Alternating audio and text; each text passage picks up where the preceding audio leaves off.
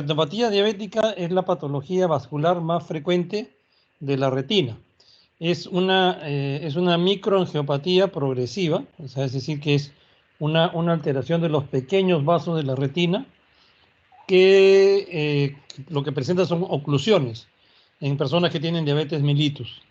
Vamos a ver eso, por qué es que se dan estas oclusiones. Aquí. La retinopatía diabética es la primera causa de ceguera en personas laboralmente activas, en personas entre los 20 y 64 años de edad, en los países industrializados. En el Perú y en otros países en vías de desarrollo, la primera causa de ceguera es la catarata. Pero en los países que ya no tienen problema con las cataratas, la primera causa de ceguera en adultos mayores, en adultos, no adultos mayores, adultos entre los 20 y 64 años de edad, es la catarata. En el Perú, fíjense, en el mundo, a nivel mundial, en el 2019 habían 463 millones de adultos con diabetes mellitus. Y para el año 2045 van a ser 700 millones. Es una epidemia realmente, ¿no? Ya saben que las personas que tienen diabetes mellitus tienen 25 veces más riesgo de tener ceguera que los que no tienen retinopatía diabética. Y en el Perú, el doctor Segundo Seclen publicó esto hace unos años y nos decía que están aumentando mucho los diabéticos en el Perú, están aumentando cada vez más. Y esto se debe a los cambios en el estilo de vida que hemos tenido los peruanos. Hacemos mucho menos ejercicio, comemos más comida chatarra, comida con altas calorías, y no hacemos actividad física, y tomamos bebidas azucaradas, las sodas. Y estas tres cosas elevan la tasa de sobrepeso y de obesidad. Y es algo que uno no se da cuenta, pero fíjense cómo son las tasas de sobrepeso y de obesidad en el Perú. Entre los adultos, entre personas mayores de 18 años, el 33 o 34% tienen sobrepeso y el 18% obesidad. Es decir, más del 50% de la población adulta mayor de 18 años en Perú tiene sobrepeso u obesidad. Y en los niños, entre 5 y 9 años, el 25%. Fíjense, el 15% tienen sobrepeso y el 9% tienen obesidad. O sea, el 25% de los niños tienen sobrepeso u obesidad y el 50% de los adultos tienen sobrepeso u obesidad, ¿no? Y estos nocivos cambios en el estilo de vida de nuestra población, que tiene una base genética, por supuesto, están dando lugar a que haya alteraciones en la hemostasia y la glucosa, hay mucho más resistencia a la insulina y eso lleva a la hiperglicemia, que es el estadio principal de la prediabetes y luego se convierte en diabetes, ¿no? Y eso explica por qué en el Perú ha aumentado tanto las tasas de diabéticos en los últimos 10 años. Y según el doctor Seclen, el futuro no es muy halagador, porque como le digo, la mitad de la población adulta y la cuarta parte de los niños tienen sobrepeso o obesidad y esto va a seguir aumentando. Y dice que lo que tenemos que hacer es manejar esta epidemia de diabetes en campañas de prevención primaria. ¿Y qué son las campañas de prevención primaria? Detectar, o sea, en forma precoz a las personas que tienen riesgo y tratarlas a aquellos que tienen las manifestaciones rápido para que no hagan complicaciones y no pierdan visión y no pierdan otras funciones como los riñones y otras cosas, ¿no? Entonces, lo principal es hacer campañas de prevención primaria en estas personas. En los que tienen antecedentes familiares de diabetes, de hipertensión, los que tienen hipertrigliceridemia, adultos mayores o mujeres que tengan edad gestacional, todos ellos se debería hacer un programa de prevención primario.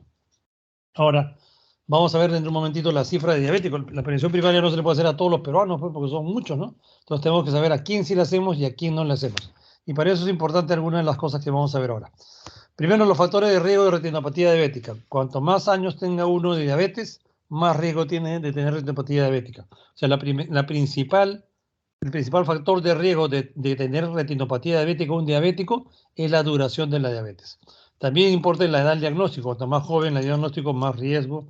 El pobre control metabólico, el embarazo, la hipertensión arterial, la nefropatía y otros como el cigarrillo, la obesidad, la hiperlipidemia y la anemia. Este estudio, que es el estudio epidemiológico de Wisconsin de retinopatía diabética, nos enseñó eso, que el principal factor de riesgo eran los años de diabético, ¿no? El tiempo que el paciente era diabético. Y en ese entonces, estos son estudios de los años 1970, imagínense, en ese entonces, el 99% de los pacientes con diabetes tipo 1 y el 60% de los diabéticos tipo 2, después de 20 años, tenían retinopatía diabética. Entonces era cuestión de tiempo. Y en ese entonces también los niños menores de 10 años no hacían retinopatía diabética. Esas cifras ya cambiaron. Fíjense, en la actualidad, los diabéticos tipo 1. Los diabéticos tipo 1 saben exactamente desde cuándo son diabéticos porque empiezan con una crisis. Y ellos le dicen, doctor, doctora, yo soy diabético del 4 de abril del año 2005, porque empezaron con una crisis. ¿Saben desde cuándo son diabéticos? Y en los diabéticos tipo 1 nosotros sabemos que durante los 5 primeros años tienen 0% de probabilidad de desarrollar retinopatía diabética. Y a partir del quinto año empiezan a tener mayor riesgo, y ahí ven los porcentajes. Entre 5 y 10 años 27%, más de 10 años 71%, y después de 30 años 90%. Entonces, cuando nosotros planificamos nuestra campaña de despistaje, prevención primaria, ¿a cuándo le hacemos el primer examen de fondo de ojo a un paciente diabético tipo 1? A los 5 años, ¿no es cierto? Porque antes de los 5 años tiene 0% de probabilidad de tener retinopatía diabética. Entonces, todos los diabéticos tipo 1, su primer examen de fondo de ojo a los 5 años del diagnóstico. En cambio, el diabético tipo 2 no sabe desde cuándo es diabético. El diabético tipo 2 es una persona adulta que le van a hacer algún examen de cualquier otra cosa y le dicen, hazte por si acaso unos exámenes de glucosa y sale glucosa 500. Y no sabía que era diabético. No, él no sabía de cuándo tenía la glucosa alta. Entonces, el paciente diabético tipo 2 no sabe de cuándo es diabético. ¿Cuándo le hacemos el primer fondo de ojo al paciente diabético tipo 2 que no sabe de cuándo es diabético? En el momento del diagnóstico. Usted diagnostica una diabetes tipo 2 y en ese momento se le va a hacer el primer examen de fondo de ojo al diabético tipo 2. Y de hecho, el 20% de los diabéticos tipo 2 ya tienen retinopatía diabética en el momento que les hacen el diagnóstico de diabetes mellitus. Quiere decir que lo tuvieron muchos años y no se dieron cuenta. En cuanto a gestación y embarazo, también el embarazo de por sí es un factor de riesgo para que presenten la retinopatía diabética o para que desarrollen mayor grado de compromiso las que ya tienen retinopatía diabética. Fíjense, antes del embarazo, el 14% de las diabéticas tienen retinopatía diabética. Después del embarazo, casi hasta el 72% de ellas tienen retinopatía diabética, o sea que el embarazo de por sí es un factor de riesgo de progresión. El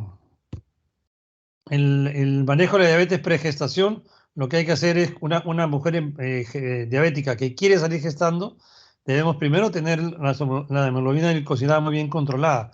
El target es 6.5%. Debe hacerse un examen completo del fondo de ojo para ver qué grado tiene o si es que tiene retinopatía diabética o no.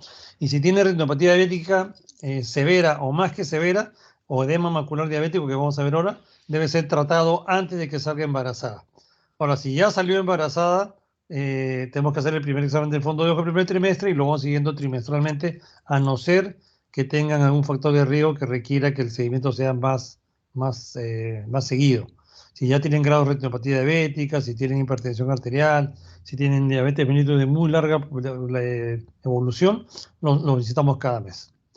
Ahora, ustedes saben que, como les dije hace un momento, es una alteración de los microvasos de la retina, los vasos más pequeños de la retina. Los vasos más pequeños de la retina son los capilares retinianos. Los capilares retinianos tienen dos tipos de células nada más. Están formadas por las células endoteliales y alrededor de estas células endoteliales están las células murales o pericitos. Lo que pasa con la diabetes es que hay una degeneración y pierde estos pericitos, se mueren estos pericitos. Entonces solo queda el capilar formado por célula endotelial. Y esa célula endotelial engrosa su membrana basal y se dañan las células endoteliales. Hay un daño y proliferación de las células endoteliales. Además, a nivel de la sangre misma, hay deformación de los glóbulos rojos con formación de Roloff. Y ustedes saben que eso hace que se atraquen los glóbulos rojos, ¿no? Que no pasen a través de capilares tan pequeños. Además, hay incremento de la viscosidad plasmática y de la adhesividad plaquetaria y hace que se formen trombos, ¿no? que se formen ahí coágulos. Estas dos retinas que ven aquí a la izquierda son retinas digeridas por tripsina, y entonces solo vemos los vasos sanguíneos, los capilares de la retina. Si ustedes ven acá, los capilares de la retina tienen dos tipos de núcleos celulares. Un núcleo alargado en el centro gris, que es el núcleo de la célula endotelial, y un núcleo más oscuro, más negrito, redondo en el borde del vaso sanguíneo. El núcleo que está aquí en el centro gris es el núcleo de la célula endotelial. El núcleo de este redondito en el borde es el núcleo de una célula mural. Si ustedes miran en un paciente normal, hay más o menos un núcleo de célula endotelial, un núcleo de pericito. Uno de célula endotelial, uno de pericito. Entonces la relación pericito-célula endotelial es de 1:1. ¿Qué pasa en el diabético? Miren lo que está estas dos fotografías de aquí a la derecha. Si miran la fotografía a la derecha, solo ven núcleos centrales. Núcleos centrales. Aquí hay un pericito. Pero desaparecen los pericitos. Al desaparecer los pericitos, se hace más débil la pared del vaso sanguíneo y aparecen estas dilataciones saculares, que son los microaneurismas. Los microaneurismas son el primer signo de retinopatía diabética. No hay retinopatía diabética si no hay microaneurismas. O sea, tiene que haber retinopatía diabética toda. Y así es como se ve. Esto que ven acá, este puntito rojito, es un microaneurisma en un paciente diabético, el primer signo. Lo que pasa, como les dije hace un momento, en vez de pasar los glóbulos rojos así, de uno en uno, en un vaso sanguíneo normal que tiene pericitos, acá se empiezan a atracar porque hay una densidad plaquetaria, se forma el microneurisma y se forma un trombo. ¿Cómo se ve el microneurisma en una angiografía? Se ve así, estos puntos blancos son microneurismas, y en una tomografía de coherencia óptica, un OCT, si pescamos un microneurisma se ve así largadito. Después de que se forma esta trombosis, aumenta la presión hidrostática aquí porque no pasa la sangre, ¿no? Que está ocluido el vaso sanguíneo. Entonces lo que hay es un escape de fluido hacia la capa de la retina, hacia las capas internas de la retina. Ustedes saben que este vaso sanguíneo está en el plexo capilar que está aquí. Hay un plexo capilar profundo, ahora vamos a ver, y uno superficial. Entonces aquí en el plexo capilar profundo, estos vasos sanguíneos tienen microaneurismas y se quiere escapar el fluido y se acumula aquí, en estas capas profundas de la retina. Y eso causa edema en la retina, que puede ser en la mácula, puede ser extramacular. Así es como se ve, por ejemplo, este es el área macular. Si lo viéramos en estereopsis, veríamos que esto está engrosado. Y además, en la angiografía vemos cómo se escapa el fluido de los vasos sanguíneos del área macular. Y en la tomografía de coherencia óptica vemos la mácula llena de líquidos. Son bolsillos de agua, de líquido. Ese es el edema macular diabético. Cuando se escapa el fluido de estos vasos sanguíneos anormales, no se escapa solo. Ustedes saben que en la sangre hay plasma y el plasma tiene lípidos. Entonces, estos lípidos también salen del vaso sanguíneo y se almacenan en las capas internas de la retina. Igual que acá, en las capas internas de la retina, y dejan estas manchas blanco-amarillentas que ven aquí, estos puntos blanco-amarillentos. Eso se conoce con el nombre de exudados duros o exudados lipídicos. Y así es como se ven en una tomografía de coherencia óptica. Se llaman puntos hiperreflectivos. Se ven así blancos. Lo que les hablaba hace un momento, cuando uno mira, este es un diagrama de una retina. Ustedes saben que la retina tiene, acá están los fotorreceptores, que son así perpendiculares. De ahí vienen las células bipolares, que son perpendiculares. Y de ahí vienen las células ganglionares, que también son perpendiculares. Y la célula ganglionar, cuando llega a la superficie de la retina, gira y se va hacia un costado. Son la capa de fibras nerviosas, sus axones giran y se van hacia el costado y forman el nervio óptico, ¿no es cierto? Estos axones son los que forman el nervio óptico, el conjunto de axones. Entonces, todas las células de la retina están perpendiculares a nuestra vista, estas células profundas, excepto la capa de fibras nerviosas que está paralela a nuestra vista. Entonces, aquí en el plexo profundo, aquí el plexo sanguíneo profundo está aquí. Entonces, cuando sangra el plexo profundo, ¿cómo se dispone la sangre? Así, perpendicular a nuestra vista, porque esa es la disposición de las células. Entonces, las hemorragias profundas las vemos así, lo que se llama en punto o manchas, ¿no? En cambio, si se rompe un vaso sanguíneo del plexo superficial, el que está aquí, ¿cómo se dispone la sangre? Así, paralela a nuestra vista, lo que se llama hemorragias en llama o en flama, algunos le dicen brochazos. Son rupturas de vasos sanguíneos nada más, pero depende de la exposición de las fibras que están alrededor de esta hemorragia de la retina. Bueno, cuando entonces ya hay sangrado porque se rompe el plexo superficial, lo que pasa es que no le llega suficiente sangre a la superficie de la retina. Y al no llegar suficiente sangre, se infartan las capas superficiales de la retina. La capa de fibras nerviosas se infarta. Y eso se ve así como lo que se llaman las manchas algodonosas. Aparecen copos de algodón, estas lesiones blanco-amarillentas de bordes imprecisos, que en la tomografía de coherencia se ve así, es un infarto de la capa superficial. Y así se ve en un corte histológico. Esto antiguamente se le conocía con el nombre de exudados algodonosos. Ya no se dice exudado porque se sabe que no hay exudación ahí, no hay líquido.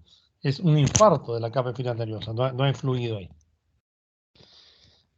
Entonces, ¿qué cosa hace el cuerpo cuando ya pues se está infartando la retina? Ya no le llega sangre a la superficie de la retina. Lo que hace primero es dilata y hace más tortuosos los vasos sanguíneos que tiene. ¿Para qué? Para que puedan cubrir más superficie, más área de la retina. Todo lo que se forma son estas dilataciones venosas irregulares, que se ven en la geografía, se ven mejor, pero me parecen así, son irregulares los vasos sanguíneos, están dilatados e irregulares. Y esto se conoce con el nombre de arrosariamiento venoso, porque parecen cuentas de un rosario, ¿no? Es el arrosariamiento venoso. Pero no es suficiente. Sigue faltando sangre. Como sigue faltando sangre, el cuerpo produce una sustancia que se llama el factor de crecimiento del endotelio vascular, el famoso VEGF. Y lo que hace este factor es que de un vaso sanguíneo normal que está dentro de la retina, empieza a crecer un vaso sanguíneo anormal. Esto dentro de la retina. Eso no se conoce como el nombre de neovasos todavía. Se llaman neovasos cuando salen de la superficie de la retina. Estos vasos sanguíneos anormales que están dentro de la retina se conocen con el nombre de IRMAs. Eso es por sus siglas en inglés. Anormalidades microvasculares intrarretinianas, ¿no? Entonces, IRMAs. Y luego aparecen ya los neovasos que están ya por fuera de la retina y los vemos así alrededor del nervio óptico, lo que se conoce como NVD, vasos alrededor del nervio óptico, o aparece en la superficie de la retina como ven aquí, y eso se conoce con el nombre de NVE, que son neovasos que están ahí en la retina. Esos neovasos empiezan a crecer en la superficie de la retina, pero empiezan a crecer acompañados de una proliferación fibrosa, lo que se conoce con el nombre de proliferación fibrovascular. Ven aquí como en este esquema, cómo se ve como de este vaso sanguíneo normal, empieza a salir este vaso sanguíneo normal acompañado de esta fibrosis. Esta fibrosis se ve así, se va depositando en la superficie de la retina. Y luego se contrae esta fibrosis, esta proliferación fibrovascular se contrae, jalando a la retina, rompiendo los vasos sanguíneos, dando hemorragias vítreas, y produciendo desprendimiento de retinas traccionales, y el paciente se quedaba ciego. Y esto es una secuencia de eventos que ocurría pues, si un paciente diabético si no se controlaba a tiempo. Entonces, es importante controlarlo a tiempo porque el paciente no pierda visión. Entonces, tenemos que conocer la clasificación para que sepamos en qué momento tenemos que controlar esta enfermedad. Y la clasificación de la retinopatía diabética es muy fácil. Se divide en dos, en no proliferante y proliferante. Proliferante cuando tiene neovasos. Si no tiene neovasos, no proliferante. Entonces, es muy sencillo. Lo que tenemos que acordarnos es en la clasificación de la retinopatía diabética no proliferante, que también es fácil. La no proliferante se clasifica en leve, moderada y severa. ¿Cuándo es leve? Leve es cuando solo tiene microaneurismas. Solo microaneurismas, leve. ¿Cuándo es moderada? Cuando tiene más que microaneurismas. Si tiene manchas algodonosas, exudados, arrosareamiento, todo lo otro que tenga, es moderada. ¿Y cuándo es severa?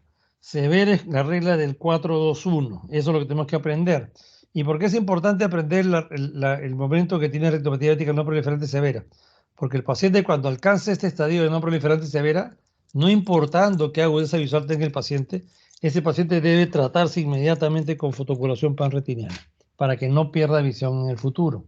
Entonces, ese es el momento cuando nosotros los oftalmólogos diagnosticamos retinopatía diabética no proliferante severa, ese paciente pasa a tratarse con láser inmediatamente. Es el estadio para que el paciente no pierda visión.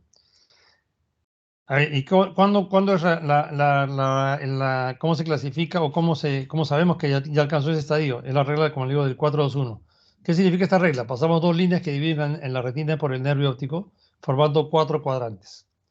Si es que en los 4 cuadrantes hay hemorragias intrarretinianas con aneurismas, si en 2 cuadrantes hay arrosallamientos venosos, o en un solo cuadrante hay IRMAs, cualquier combinación de estas, una sola, 2 o las 3, 4 de hemorragias, 2 de arrosallamiento y una de IRMAs, ya se considera retinopatía diabética no proliferante severa y ese paciente debe ir directamente al tratamiento.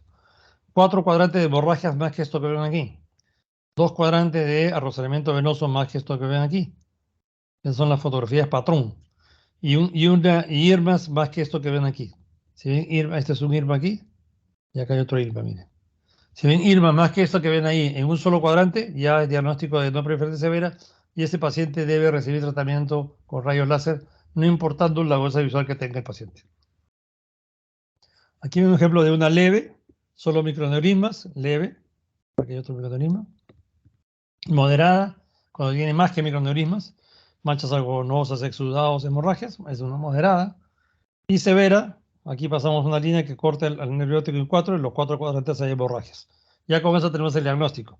Además, este paciente tiene arrosamiento venoso aquí en este cuadrante y aquí también, en 2 cuadrantes. Y seguramente si miráramos esta fotografía con mayor aumento, veríamos también IRMAs, ¿no? ¿Cuándo es proliferante? Proliferante es cuando vemos el neovaso, así como está acá, O cuando este neovaso se rompe y ya no vemos el neovaso, sino que vemos la hemorragia que está por delante de la retina. Estas se llaman hemorragias preretinianas. Sabemos que están delante de la retina porque no se ve nada, no se ve el vaso sanguíneo, no se ve la retina, no se ve nada, está tapado por la sangre. Y las hemorragias preretinianas siempre son hemorragias que se llaman en bote. La parte de abajo es cóncava y la parte de arriba es recta. Hemorragias en bote. Otra cosa es el edema macular diabético. El edema macular diabético es el escape de este fluido que hemos visto en el área macular. Hace que la mácula se ponga más gruesa y que el paciente pierda visión. Y esta es una pregunta que le hacen en los exámenes siempre. ¿Cuál es la primera causa de pérdida de visión en el paciente diabético? Todo el mundo pone retinopatía diabética. No. La primera causa de ceguera en el paciente diabético es el edema macular diabético, ¿no? Es la primera causa.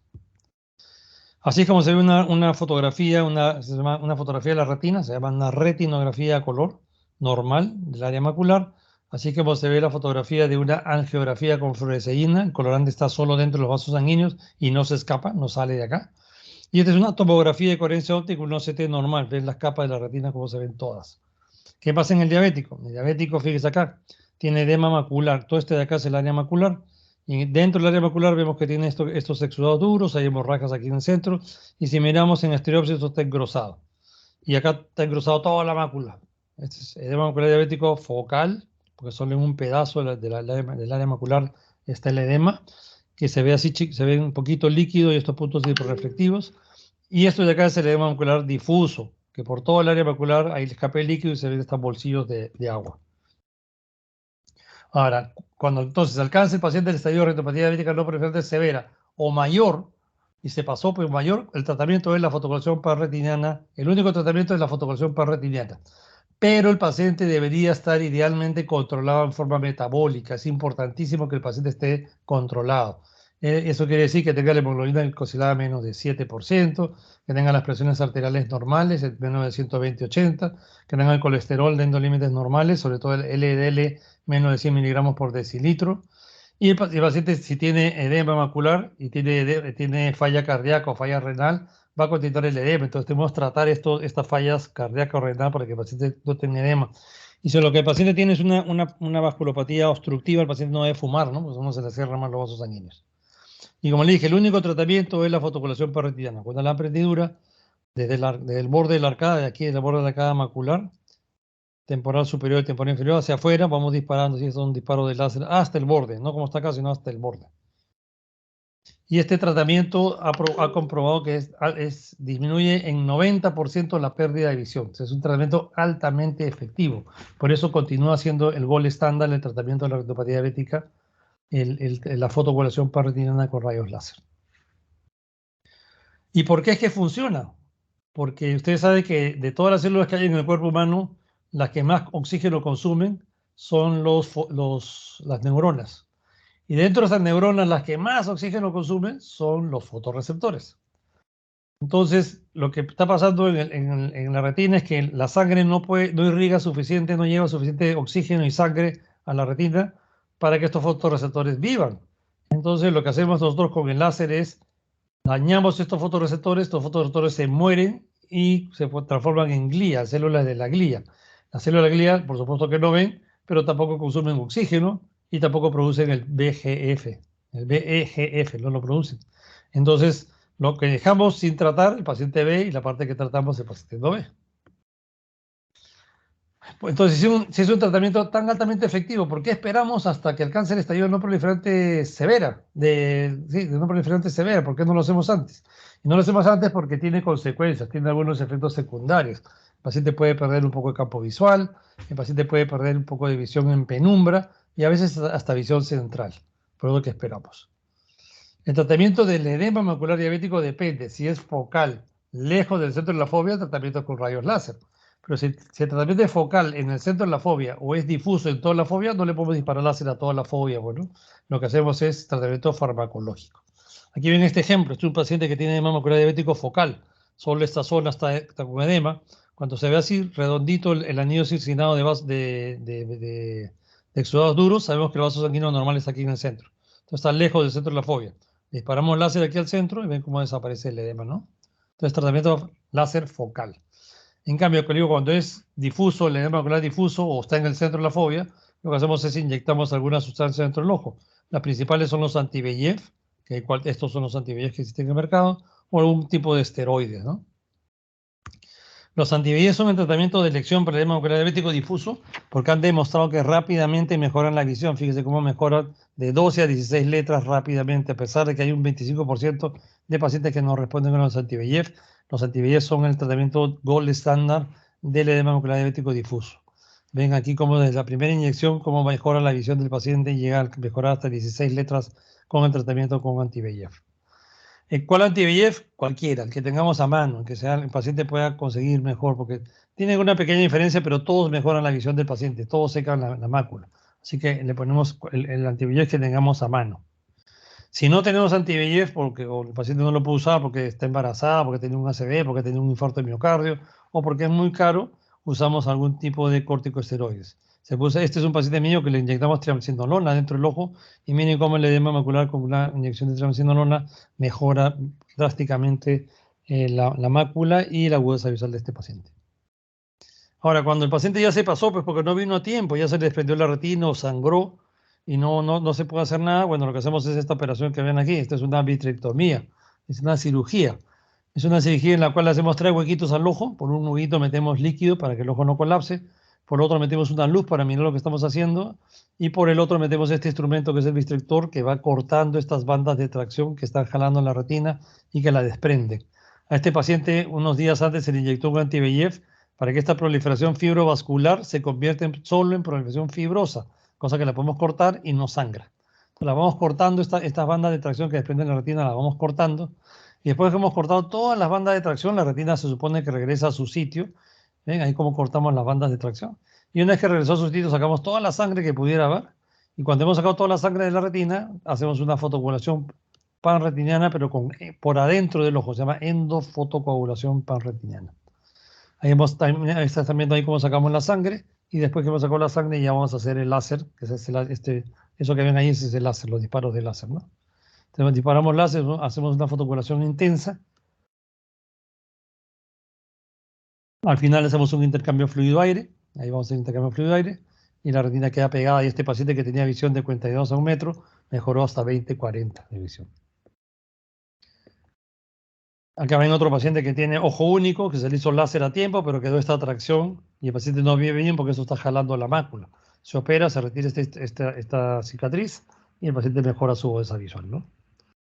Entonces, la retinopatía diabética y el edema macular diabético son las dos causas de cegueras prevenibles o evitables.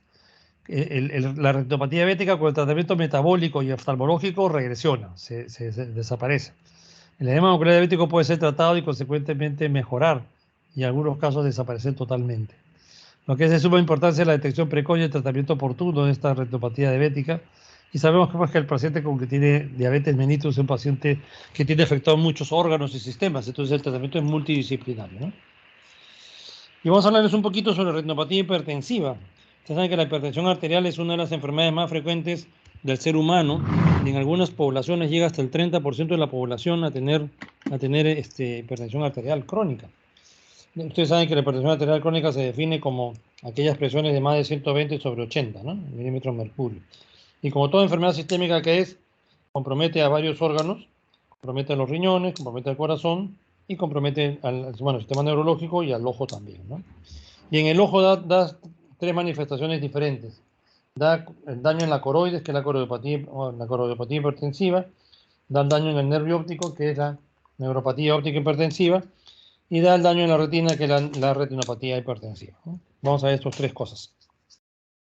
Cuando a un paciente le hacemos un examen de fondo de ojo y le detectamos retinopatía hipertensiva, ese paciente, no importando qué presión arterial tenga, debe recibir tratamiento para la presión arterial. Porque si el paciente tiene retinopatía hipertensiva, quiere decir que la presión arterial que tiene ese paciente le ha hecho daño ya. No importa que esté dentro de los límites normales, ya le hizo daño. Entonces debemos bajarle la presión a ese paciente lo más rápido posible, ¿no? Para conocer lo que es la coroidopatía hipertensiva, es el daño en la coroides del paciente con diabetes, debemos conocer un poquito la anatomía de la coroides. Ustedes saben que la coroides es el tejido que está debajo de la retina y es el que le da la nutrición a la retina externa, los fotorreceptores. Y la coroides tiene 2 disposiciones. La coroides que está dentro de las arcadas maculares se dispone como ven aquí. en forma de lóbulos. Parecen por un lóbulo hexagonal aquí, acá hay otro lóbulo hexagonal, aquí hay otro, ¿no? Eso es lobular. Pero la coroides que está por fuera de la mácula se dispone como esos ovillos de lana que uno los agarra y los estira, son lineales y siguen a los vasos sanguíneos. Estos vasos de la coroides tienen un tono simpático y son capilares fenestrados que son estimulados directamente por la angiotensina 2. Entonces, esta coroidopatía hipertensiva, es el daño en la coroides por hipertensión arterial, solo se presenta en hipertensión arterial aguda. ¿Quiénes tienen hipertensión arterial aguda? Solo los jóvenes. Bueno, los mayores no tienen hipertensión arterial aguda. Tienen las mujeres que tienen preeclampsia o eclampsia, los que tienen feocromocitoma, los que tienen hipertensión arterial acelerada. Pero esos son solo los jóvenes. Y los signos que dan la coroidopatía hipertensiva son 3. Las manchas de Esnig, las estrías de Sigris y el desprendimiento de retina seroso. No tienen que aprendérsela de memoria estos nombres raros, pero tienen que saber que hay estas lesiones, estas manchas y estas estrías. Este es el señor Karl Esnig, que escribió estas manchas de Esnig. Son estos puntos blancos amarillentos que se presentan en la retina en un paciente que tiene hipertensión arterial crónica, aguda, perdón, hipertensión arterial aguda. Estas manchas blanco-amarillentas se ven mejor en una angiografía, se ven así. Cada una de estas manchas es un lóbulo de coriocapilaris dentro de cada maculares que se ha infartado. Y como tienen 6 ponen lobulares, se ven así. Al principio son amarillas y después de un tiempo se pigmentan y se ve el centro negro y el borde clarito. Entonces son las manchas de Esnig, es una coroidopatía hipertensiva del área macular aquí. Las estrías de Sigris son lo mismo, solo que por fuera de las arcadas maculares. Y como por fuera de las arcadas maculares son lineales, se ven así líneas blanco-amarillentas iniciales que después se pigmentan y se ven así, que se van hacia la periferia. Son las estrías de Sigris. Y cuando un lóbulo coriocapilar se infarta o muchos lóbulos coriocapilares se infartan en el área macular, lo que hay son desprendimientos de retina serosos. Empieza a escapar fluido de los bordes de estos vasos sanguíneos anormales y se acumula debajo de la retina y produce estos desprendimientos de retina serosos que ven aquí, así como se ve en una angiografía. Cuando hay desprendimiento de retina seroso, inmediatamente lo que pasa es que le baja la visión al paciente. El paciente se asusta y llama al oftalmólogo inmediatamente porque le bajó la visión. En cambio, la neuropatía óptica hipertensiva no se sabe exactamente por qué es que da. Puede ser que dé porque no le llega irrigación suficiente al nervio óptico, porque hay una alteración de los vasos sanguíneos que irrigan el nervio óptico.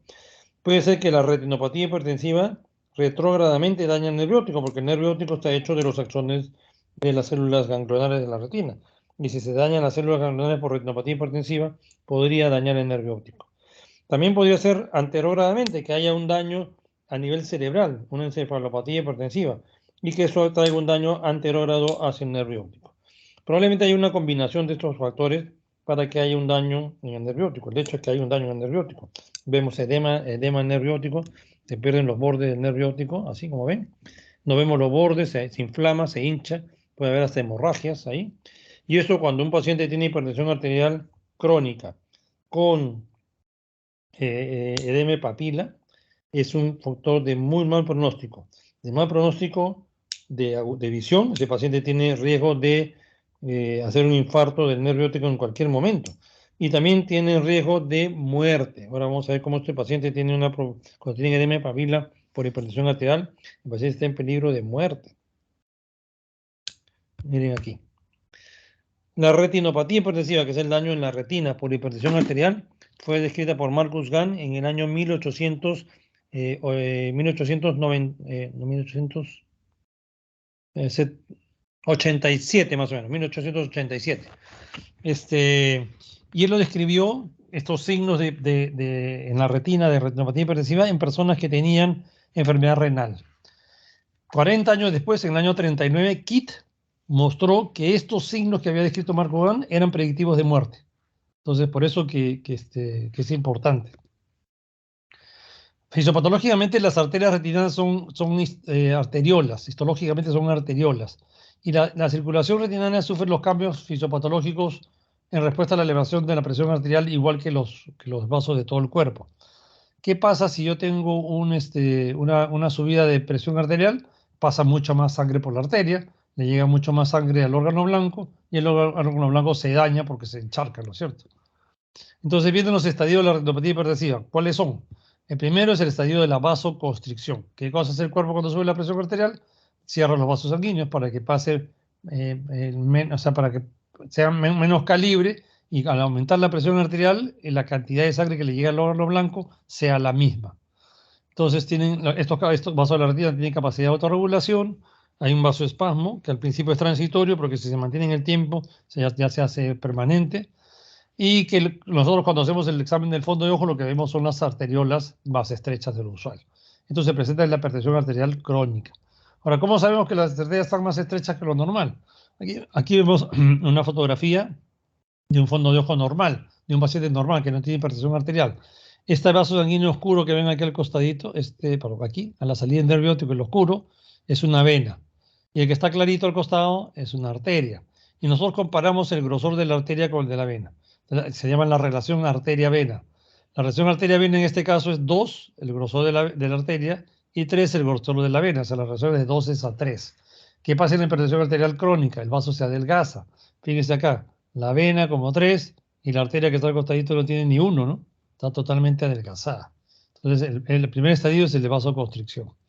Ahora, si es que ese estadio de vasoconstricción permanece en el tiempo, viene el segundo estadio, que es el de esclerosis, que el vaso sanguíneo cambia. ¿Y por qué cambia? Porque hay una hialinización de la capa íntima. Al hialinizarse va cambiando el color de rojo oscuro a rojo claro, que se conoce como hilo de cobre, y se pone blanco, que se conoce como el hilo de plata. El hilo de plata no quiere decir que no pase sangre por el vaso sanguíneo, ¿no? Sí sigue pasando sangre, lo que pasa es que está hialinizada la capa íntima, ¿no? También hay una hipertrofia de la capa media con hiperplasia endotelial, lo cual disminuye el calibre del vaso sanguíneo, ¿no? Entonces lo que vemos cuando hacemos el fondo de ojo de estos pacientes es que tenemos vasos sanguíneos delgados, que tienen un brillo diferente, un color diferente, y como hay hipertrofia de la capa media y la hiperplasia endotelial, empieza a haber alteraciones en los cruces arteriovenosos. Pues se pone duro la arteria se pone duro. Ustedes saben que los cruces arteriovenosos en la retina siempre la arteria va por encima de la vena y los dos tienen una adventicia común. Entonces, cuando la arteria es más gruesa. Entonces, cuando la arteria tiene hipertensión arterial, lo que hace es comprimir a la vena y cambia la vena, ¿no? Esos son los cruces arteriovenosos. Aquí ven un esquema de un cruce arteriovenoso normal. La arteria pasa por encima de la vena y la vena que está por debajo tiene el mismo grosor antes y después y el mismo curso. ¿Cuáles son los cruces arteriovenosos patológicos? Esto de acá se llama el signo de Gant. Esta arteria que está dura cruza la vena y al cruzar la vena le hace así en punta de lápiz porque la está aplastando. El signo de Gant. Y a veces no solo la pone en punta de lápiz, sino que le cambia el curso. Acá la vena venía por acá y se va para un costadito. Y esto se llama el signo de Salus. Aquí lo ven, la arteria que como tiene hilo de cobre, está más brillante, cruza la vena y la vena se pone en punta de lápiz. Signo de Gant. Y aquí la arteria que está delgadita cruza la vena y la vena que venía por acá arriba se va por el costado, signo de Salus. Y luego viene el último estadio, que es el estadio de exudación. Ya, estadio de exudación. El estadio de exudación lo que hay es, se rompe, o sea, esta es la barrera, o sea, este vaso sanguíneo anormal falla y hay necrosis del músculo liso, de las células endoteliales y hay una ruptura de la barrera hematorretiniana. Al haber ruptura de la barrera hematorretiniana, lo que pasa es lo mismo que vimos en la diabetes. Se forman micronerimas, hemorragias, exudados, manchas agonosas, hasta proliferación fibrovascular y hemorragias vítreas. Los mismos cambios que vimos en la retinopatía diabética pueden presentarse en la retinopatía hipertensiva. Y a veces, además, se acompaña de M papila, que es la hipertensión arterial maligna. Vamos a ver lo importante es la clasificación de la retinopatía hipertensiva. Y es muy fácil. Se clasifica en 3 estadios: leve, moderada y severa o maligna. ¿Cuándo es leve? Leve es cuando hay cambios solo en los vasos sanguíneos. Cuando solo hay adelgazamiento de los vasos sanguíneos, o se pone más duro, cruces arteriovenosos, alteraciones en el brillo. Solo cambios en el vaso sanguíneo es leve. ¿Cuándo es moderada? Moderada es cuando tiene cambios en la retina. Cuando hay hemorragia, manchas agonosas sexuales, es moderada. ¿Y cuándo es severa o maligna? Cuando además se acompaña de M. papila. Fíjense, un paciente que tiene retinopatía hipertensiva leve nada más, tiene una modesta asociación con riesgo de tener un ACV y un infarto de miocardio y con la muerte. Bueno, tiene una retinopatía hipertensiva moderada. Cuando tiene moderada, tiene una fuerte asociación con infarto de miocardio y con un ACV. Y cuando tiene una maligna, tiene una fuerte asociación con la muerte. Ya no con que le haga un infarto o con un ACV, sino con la muerte. Ese paciente tiene riesgo de morirse pronto. Fíjense acá, esta es una retinopatía hipertensiva leve, un poco del adelgazado este vaso sanguíneo, como ven acá, con diferente brillo, leve cuando solo hay cambios en los vasos sanguíneos, en los cruces arteriovenosos, como ven acá. Acá es una microfotografía electrónica por barrido y ustedes están viendo cómo esta arteria gruesa, dura, comprime la vena y le pone el signo de Gann, que es esto que ven acá, ¿no? Moderada cuando ya tiene cambios en la retina, manchas agonosas, exudados, hemorragias, es una moderada. Cuando el paciente alcanza el estadio de retinopatía hipertensiva moderada y no se controla la presión arterial, su sobrevida es solo de 2 años. Y cuando es una maligna o severa, cuando además se acompaña de papila, y cuando el paciente alcanza el estadio de maligna, el paciente tiene una sobrevida menor a 1 año. En estos estadios a veces se ven, como les digo, los hilos de plata también, ¿no? Ahora, los pacientes, como les dije hace un momento, pacientes que tienen presión arterial aguda hacen, hacen coronopatía hipertensiva y también hacen un grado de retinopatía hipertensiva. También vemos vasoconstricción generalizada, algunas hemorragias, pero lo que prima es la coronopatía hipertensiva. Acá ven, por ejemplo, este paciente con preeclampsia, lo que vemos son las manchas de Eschnig, están lesiones blanco-amarillentas, acá hay edema de retina, se ven estos pliegues, y también hay un poquito de hemorragia, o sea, hay una retinopatía hipertensiva también, pero más es la coronopatía hipertensiva. En cambio, en la crónica lo que vemos son estrechez de los vasos sanguíneos, en algunos casos de moderada vemos exudados, manchas agonosas, hemorragias, y en la maligna, como este caso de feocromocitoma, edema papila bilateral, es una retinopatía hipertensiva maligna. Ahora, ¿cuál es el tratamiento de la retinopatía hipertensiva? Es el control de la presión arterial. Entonces nosotros, ustedes nos mandan el paciente, le hacemos el diagnóstico de retinopatía hipertensiva y le devolvemos el paciente para que le traten la presión arterial. Ustedes controlan la presión arterial y desaparecen estos signos, ¿no? Ahora, los oftalmólogos solo tratamos las complicaciones. Si el paciente que tiene retinopatía hipertensiva hace obstrucción de la vena central de la retina o de una rama de la vena central de la retina, si hace obstrucción de la arteria central de la retina o de una rama de la arteria central de la retina, o hace retinopatía proliferativa con hemorragias vítreas o desprendimiento de retina traccional, recién los oftalmólogos tratamos eso. Pero el tratamiento de la retinopatía hipertensiva es el tratamiento de la presión arterial nada más. Listo, chicos, eso era todo. ¿Tienen alguna pregunta? ¿Está todo claro? ¿Qué les parece?